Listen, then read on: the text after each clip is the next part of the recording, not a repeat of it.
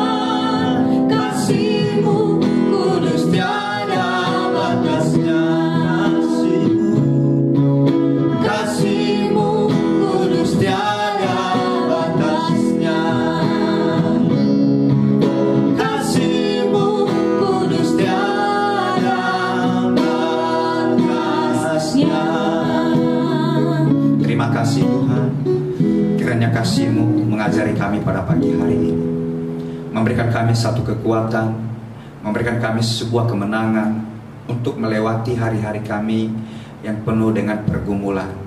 Biarlah damai sejahtera dan Roh Kudus-Mu turun atas kami, sehingga kami bisa menikmati hadirat-Mu dan kami mampu melakukan firman, sehingga pribadi kami menjadi saksi-Mu di tengah-tengah keluarga kami, di lingkungan kami, di pergaulan kami, di kota kami, dan juga di organisasi kami, dimanapun kami berada, terutama dalam pelayanan kami. Pakailah kami Tuhan untuk menjadi pelaku firman-Mu, yaitu melakukan kasih-Mu. Terpujilah Tuhan, dimuliakan Kau selama-lamanya. Hanya di dalam nama Yesus kami telah berdoa dan bersyukur surga. Haleluya, amin. Ya, salam buat kita semuanya. Saya percaya kita semua pada pagi hari ini adalah orang-orang yang diberkati Tuhan, orang-orang yang penuh kasih Tuhan.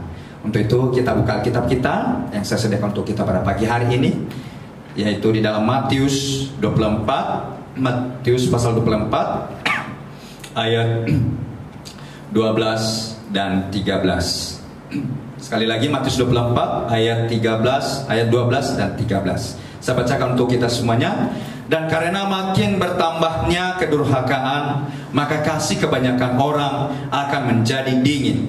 Tetapi orang yang bertahan sampai pada kesudahannya akan selamat. Sekali lagi. Dan karena makin bertambahnya kedurhakaan, maka kasih kebanyakan orang akan menjadi dingin. Tetapi orang yang bertahan sampai pada kesudahannya akan selamat. Ya, Bapak Ibu, saudara-saudara yang terkasih di dalam nama Tuhan Yesus, ada dua topik yang perlu kita bahas pada pagi hari ini. Yang pertama tentang kedurhakaan, dan yang kedua yaitu tentang kasih. Ya, dan satu lagi, ada tiga, yaitu tentang kesetiaan atau ketabahan, supaya kita bisa tetap mempertahankan jati diri kita sebagai orang percaya. Ya, langsung aja. Yang pertama itu tentang kedurhakaan. Ya, di sini ada 3 poin kedurhakaan. Yang pertama itu kedurhakaan terhadap orang tua, dan yang kedua kedurhakaan terhadap perkawinan, dan yang ketiga kedurhakaan terhadap Tuhan. Jadi ketiga ini Alkitab mengatakan, ya, Tuhan memberikan perintah kepada bangsa Israel, kalau dilanggar perintah ini, orang yang melanggar tersebut akan diberikan sanksi, yaitu akan dirajam dengan batu. Nah, itulah moral yang paling tertinggi yang telah didapat oleh bangsa Israel, yang dicatat di dalam Alkitab yang diberikan oleh Tuhan. Dan hal itu sampai hari ini yang akan terus diajarkan kepada kita, bahkan sampai kepada anak cucu cicit kita. Ya, kenapa? Memang ketiga hal ini kalau terjadi dalam kehidupan kita itu tidak mendatangkan sukacita. Kenapa? Kalau melawan atau durhaka terhadap orang tua, itu sama halnya kita melawan dengan Tuhan. Juga kalau kita menyeleweng atau durhaka terhadap perkawinan, artinya sama juga kita melanggar perintah Tuhan. Kita tidak mentaati Tuhan, kita melawan hukum yang sudah ditetapkan. Jadi akhirnya kita akan menerima sanksi. Bahkan pada waktu itu akan dirajam dengan batu orang yang melakukan, ya, seperti misalnya perzinahan. Dan yang ketiga, yaitu kalau kita durhaka terhadap Tuhan. Tuhan itu kan pencipta kita. Dia berhak melakukan apa saja pada kita. Jadi kalau kita melanggar titahnya, kita melanggar perintahnya, kita melanggar firman-Nya, apa yang kita terima? Pasti kutukan, bahkan kematian, kebinasaan yang kita terima. Jadi ayat 12 berkata, dan karena makin bertambahnya kedurhakaan, maka kasih kebanyakan orang akan menjadi dingin. Ya, yang perlu kita garis bawahi di sini, yang paling ditekankan firman Tuhan kepada kita pada pagi hari ini, yaitu tentang kasih. Kalau kita survei keadaan manusia pada akhir zaman ini atau pada sekarang ini, ya, banyak orang tidak peduli lagi dengan kasih, tetapi melainkan mereka lebih suka perilaku yang durhaka. Ya, kenapa? Karena manusia itu cenderung lebih suka yang jalannya pintas, tidak mau capek, tidak mau ditegur, tapi mau hidup enak, ingin cepat kaya, ingin hidup senang. Tetapi mereka sedang tidak tahu bahwa mereka sedang terhanyut dan diseret oleh arus dunia ini. Sehingga mereka mengabaikan yang terutama dalam hidup mereka, yaitu tentang kasih. Ya, tidak jarang kita lihat keluarga berantakan, organisasi bubar, bahkan gereja kacau balau. Gara-gara apa? Gara-gara kasih tidak ada di dalamnya. Yang mereka utamakan adalah harga diri, jabatan yang mereka utamakan, tetapi kasih mereka abaikan. Nah, Bapak Ibu, saudara-saudara yang terkasih di dalam nama Tuhan Yesus, mungkin kita pada pagi hari ini ada yang mengalami sebuah pergumulan, mungkinkah tentang keluarga kita, tentang pelayanan kita, tentang anak-anak kita, atau tentang saudara kita. Mungkinkah suamimu, mungkinkah istrimu membuat engkau jauh dari persekutuan dengan Tuhan, mungkin menyakiti hatimu perilakunya. Jangan putus asa, ya, jangan putus asa, tetapi tetaplah tekun dalam kasih. Apa yang harus kita lakukan adalah mengoreksi diri. Apakah masih menyala kasih di dalam hati kita? Ya, apakah masih menyala cinta di hati kita buat istri, buat suami, buat keluarga kita? Atau sebaliknya, kita mengikuti sifat kedurhakaan. Kita lebih memilih untuk marah, kita lebih memilih untuk mengabaikan, membiarkan, sehingga kejahatan itu memporak-porandakan keluarga kita, pelayanan kita, pekerjaan kita, sehingga kita tidak jadi mendapatkan kebahagiaan, tidak jadi menikmati apa yang sesungguhnya kita nikmati di dalam keluarga kita.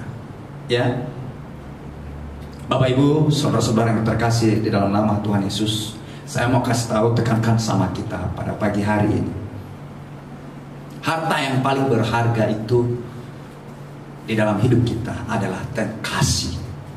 Ya, sekalipun kita memiliki uang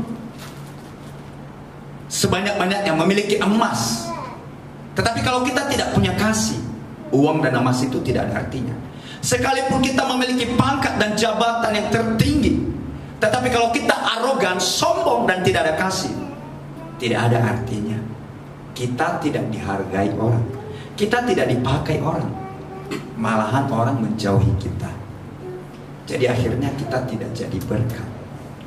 Ya, misalnya kalau kita jadi kepala keluarga, mungkinkah engkau seorang suami atau seorang istri, ya, kalau engkau hilang kendali diri, ya, pekerjaanmu terus mencari kesalahan, pekerjaanmu terus merepet terus sebagai seorang istri, merepet sama suami, merepet sama anak-anak. Kalau kau seorang pemimpin, merepet sama bawahan, hanya mengerti, mencari tahu, menyalahkan, akhirnya hilang damai sejahtera. Orang-orang pun, anggota keluarga pun akan menjauh. Terus merepet, terus marah, terus merepet, terus marah. Yang dia tahu hanya menyalahkan. Nah, di sini untuk memperbaikinya adalah hanya dengan kasih. Boleh kita marah, boleh, tetapi ada intonasi yang bisa memulihkan kemarahan itu, yaitu intonasi kasih. Ya, untuk mengalahkan kedurhakaan, untuk mengalahkan kejahatan, yaitu hanya dengan kasih. Maka yang ketiga itu tadi adalah ketaatan. Ya, ayat 13 mencatat, tetapi orang yang bertahan sampai pada kesudahannya akan selamat. Selamat di sini yang saya maksud adalah kita selamatkan keluarga kita, kita selamatkan pelayanan kita, kita selamatkan hidup kita, mungkin dalam pekerjaan kita, yaitu kita selamatkan, menahan, mempertahankan yang kualitas hidup kita, yaitu di dalam kasih. Ya, kita pertahankan sampai kapan? Sampai Tuhan Yesus datang. Kalian tahu kekuatan Yesus, rahasia Yesus, kenapa dia sanggup mati Ya, dia sanggup melewati, dia sanggup menanggung, bertahan sampai di atas kayu salib, sampai dia mau mati hanya karena satu kuncinya adalah kasih. Jadi, kalau kamu mau menyelamatkan keluarga, suamimu, anak-anakmu, istrimu, hanya satu kunci yang kau perlu lakukan adalah periksa hatimu, periksa kasihmu. Apakah kasihmu itu masih penuh atau sudah redup? Ya, kenapa? Ayo kita baca di dalam 1 Korintus 13. Ya, 1 Korintus 13 ayat 1 berkata, sekalipun aku dapat berkata-kata dengan semua bahasa manusia dan bahasa malaikat, tetapi jika aku tidak mempunyai kasih, aku sama dengan gong yang berkumandang dan canang yang gemerincing. Sekalipun aku mempunyai karunia untuk bernubuat dan aku mengetahui segala rahasia dan memiliki seluruh pengetahuan, dan sekalipun aku memiliki iman yang sempurna untuk memindahkan gunung, tetapi jika aku tidak mempunyai kasih, aku sama sekali tidak berguna. Jadi sekalipun kita orang hebat, ya, dikatakan kita dihormati di luar, tetapi kalau kita tidak dihormati di dalam keluarga kita, sama halnya kita adalah gong yang gemerincing suaranya. Kita adalah rapuh bagaikan karung yang didirikan akan roboh lagi. Seperti karung yang kosong itu didirikan akan jatuh kembali. Kenapa? Karena dari dalam kita tidak berisi. Memang kita di luar dihargai, dihormati, tetapi kalau kita tidak dihargai di dalam keluarga kita, maka kita akan rapuh. Kita akan rapuh, kita tidak akan berhasil. Jadi untuk itu, apa yang harus kita lakukan? Kita harus kuat di dalam. Supaya kita kuat di dalam, maka kita harus kuatkan kasih kita kepada Tuhan. Yaitu ayat 4 berkata, kasih itu sabar, kasih itu murah hati, ia tidak cemburu, ia tidak memegahkan diri dan tidak sombong, ia tidak melakukan yang tidak sopan dan tidak mencari keuntungan diri sendiri, ia tidak pemarah dan tidak menyimpan kesalahan orang lain, ia tidak bersukacita karena ketidakadilan, tetapi ia bersukacita karena kebenaran, ia menutupi segala sesuatu, percaya segala sesuatu, mengharapkan segala sesuatu, sabar menanggung segala sesuatu. Dan ayat 8a berkata, kasih itu tidak berkesudahan. Jadi maka jangan kamu mengabaikan kasih di dalam dirimu, tetapi usahakanlah kasih itu terus menyala sampai engkau menikmati hasilnya. Amin Bapak Ibu. Nah, ayo pegang dadamu saat ini. Periksa apakah masih ada kasih di dalam hatimu. Kalau masih ada, puji Tuhan, berarti kita masih selamat. Tapi kalau tidak ada, maka kita bertobat hari ini juga ya, supaya Tuhan memberkati kita, Tuhan memulihkan keluarga kita, Tuhan memulihkan masa depan kita, Tuhan memberkati pekerjaan kita, Tuhan memberkati pelayanan kita. Jadi untuk itu, supaya kita menjadi saksi Tuhan, ya, marilah kita terus berjuang, terus bertahan, melakukan kasih, mempertahankan kualitas kasih dalam hidup kita, sampai kita menjadi berkat, sampai kita memenangkan banyak orang. Amin. Amin. Itu saja firman Tuhan untuk kita pada pagi hari ini. Semoga Tuhan menolong kita untuk menutup kita. Kita naikkan pujian kita tadi, kasih pasti memang.